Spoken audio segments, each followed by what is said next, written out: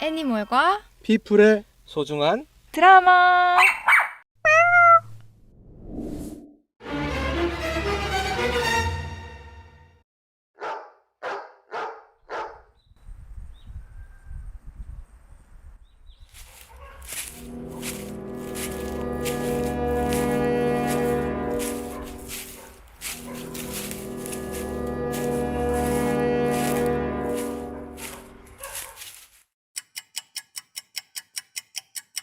여기 산에 묶여있으니까 시끄럽고. 네, 근데 진짜 잠도 못 자지. 밤에도 울거든요. 아, 밤에도 짖어? 네, 밤에도.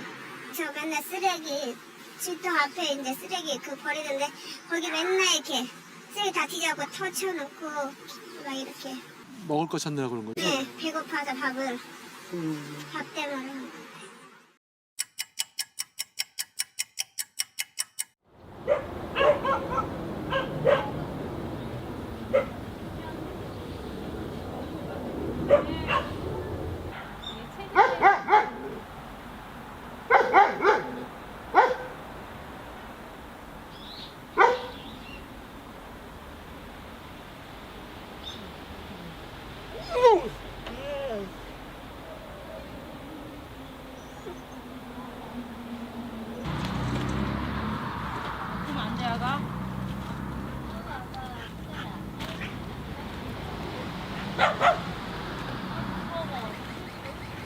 저희가 두 마리, 새끼 두 마리 있었다.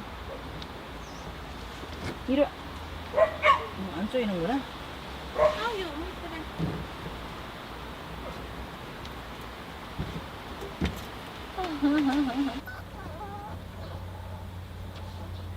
아, 내 찍는 거 아니었어?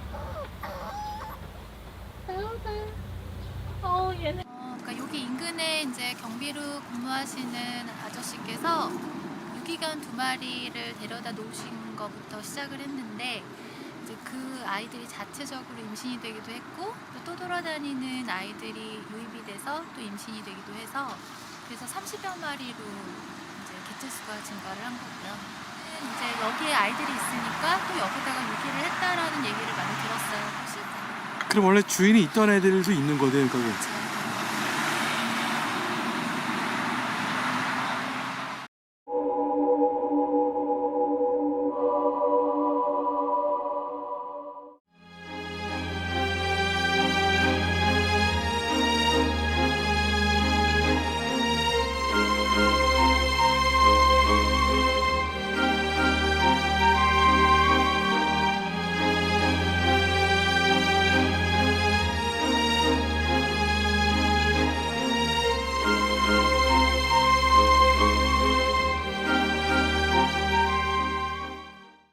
일단은 제가 직접 가봤는데 보니까 아파트 단지 딱 한쪽에 있더라고요. 그래서 네, 민원 발생의 소지는 굉장히 많았던 것 같아요. 일단 맞습니다. 민원 소지가 굉장히 많았죠. 거기서 계속해서 새끼를 낳게 되고 또 거기 먹일 게 부족한 또 보호자들이 쓰레기를 갖다 주니까 거기 막 파리, 모기 생기고 또 냄새 나고 또 개들이 또 하다 보니 줄도 풀려서 돌아다니기도 하고 그러니까 많은 민원 소지가 있던 상태에서 저희가 그 폭발 직전에 개입이 된 것 같아요.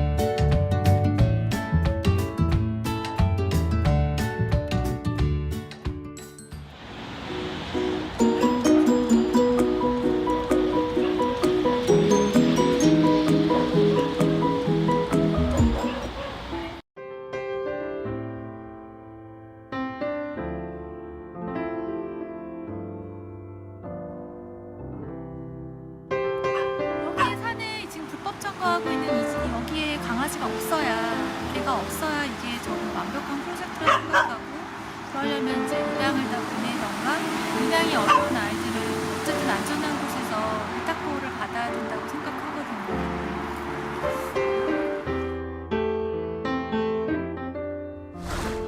저는 지자체는 거의 이제 민원 해결에 차원에서 가장 우선순위 주기 때문에 네. 그러면 이미 유기견 관련 민원이 들어오면 어떻게 해라는 것들이 다 서 있습니다. 네. 그래서 사실 공무원분들이 생명에 대한 어떤 그 감수성을 가지고 개입을 하려고 해도 할 수 없는 상황이 현재예요. 근데 이번에는 지자체, 또 수의사협회, 이렇게 동물전문단체, 또 지역 주민 협심해서 하나의 사례를 만들었는데 사살 명령까지 내린 데들도 있었죠.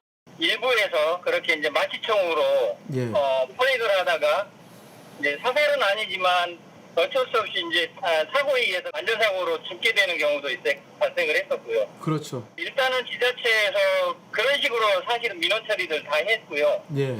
이제 그게 이제 문제가 많이 발생을 하니까 요즘에 이제 대두되어 있는 것들이 민원을 최소화하면서 구조 후에 중성화해서 다시 방사하는 그것 또한 지자체에서는 부담스러워서 그렇죠. 많이 고민하고 있더라고요. 소형견의 경우도 25만 원 이상이 듭니다. 수염입니다. 네, 게다가 기저 질환을 갖고 있어서 그걸 치료를 한 후에야 중성화한다 그러면은 100만 원이 나올지 뭐 150만 원이 나올지 사실 모르는 거죠. 여전히 바깥에서 유입되고 있는 아이들이 있었던 거죠. 그럼 이 아이들이 중성화가 안 돼 있는 상태에서 묶여는 있지만 교미를 할 거 아니에요. 그렇죠. 그러니까 또 계속 아기들이 태어나는 거예요. 그러면은 사람의 아기나 동물의 아기나 한참 활동성이 좋은 시기가 오잖아요. 그럼 발발발발거리고 막 그쪽 돌아다니면 또 내 새끼가 아닌 애가 막 돌아다니고 하니까 어떤 큰 개가 또 물어죽이고. 그래서 저희가 갔던 그날도 그 목숨이 경각에 달한 강아지 2마리를 구조를 해갖고 온 거죠. 그리고 그 앞이 바로 도로인데 도로에 로드킬로 죽고 계속 죽어나가는 거죠. 그러니까 거기는 매일같이 비참함이 일어나던 곳이었어요. 그런 한편에서 애들이 계속 태어나고 있는 거죠. 그래서 이제 성견들은 중성화를 했는데 풀려서 돌아다니는 애들은 포획을 해야 중성화를 할 수 있는 거라서 포획틀을 설치를 해서 잡았어야 됐고요. 그다음에 만삭인 애들이 있었던 거예요, 이미. 그럼 만삭인 애들은 어떻게 해요? 출산을 하게 할 수밖에 없잖아요. 출산한 후에 어미는 중성화를 기다렸다 하고 새끼들은 또 그렇게 산에서 살려고 할 수는 없잖아요.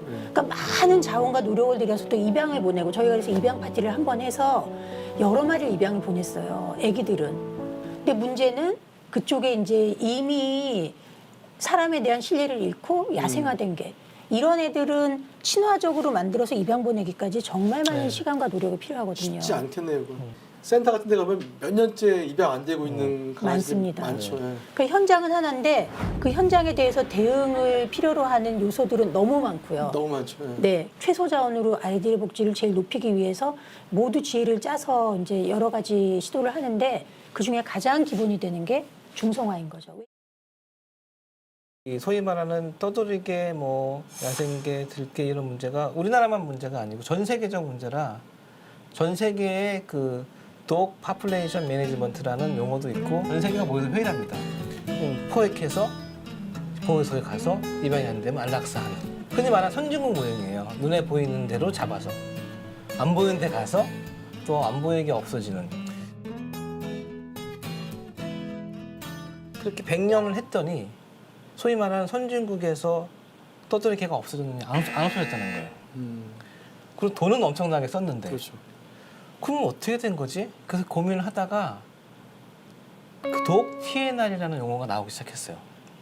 길에 있는 개들을 중성화 수술 내보내면 개도 영역동물이기 때문에 개체수가 더 안 늘어나고 번식이나 교미를 위한 어떤 그런 활동을 안 하기 때문에 순해지고 또 거리 이동도 안 하게 되고 또 임신한 개들이 사나워지는 경우도 없어지고 그래서 오히려 개체수가 더 조절이 되더라고요. 지금 이제 그런 상황에서는 옳고 그름의 문제는 아니라고 생각을 해요. 예. 네, 특별한 상황이잖아요. 처해진 상황이. 그렇죠. 어쩔 수 없이 하는 선택이라고 예. 네, 저는 이제 생각을 하고 있어요. 유기견, 유기동물들 관리하고 보호하는데 얼마나 고민이 많으시겠어요? 그렇죠. 근데 그거는 이제 충분히 이해를 하는데 이제 저희는 다른 방법을 찾아볼 수는 없을까 좀 그런 생각을 좀 하고 있습니다. 그래서 이번은 다행히도 이제 수의사회 같은 데서 네. 많이 도움을 주셔서 그렇죠. 예. 이 아이들 사상충약 같은 것도 지원을 저희가 받았고 사료도 뭐 넉넉진 않지만 좀 후원을 하고 저희도 좀 하고 해서 애들이 쓰레기를 먹는 건 일단 면했어요. 그렇지만 이제 아이들의 삶이 한두 달 이어지는 게 아니라 앞으로 15년, 특히 지금 어린 녀석들은 그렇잖아요. 그동안에 이거를 계속 이런 식으로 유지해 나갈 수는 없고 궁극적으로는 네, 큰 문제죠. 아이들을 어떻게든 입양을 보내서 네. 그 현장을 소멸시켜야 네, 네. 되는 거거든요. 없애야죠. 거기를 어떻게든. 네, 없애야 되는 거고 그러기 위해서는 제발 부디 정말 양심 없이 버려서 거기 다시 개체군이 유입되지 않도록 하는 게 제일 중요하겠죠. 개나 고양이를 키우려면 자격되는 분들이 좀 키웠으면 좋겠다 생각이 좀. 맞습니다. 그러니까 특히 동물단체분들 그런 생각 많이 하실 것 같아요. 정말 많이 합니다. 네. 뒤에서 계속 그 뒤처리를 하시는 거지, 뒤처리를 하시는 거죠. 오늘 저 두 분 나오신 분들 나와주셔서 감사드립니다. 고맙습니다. 고맙습니다.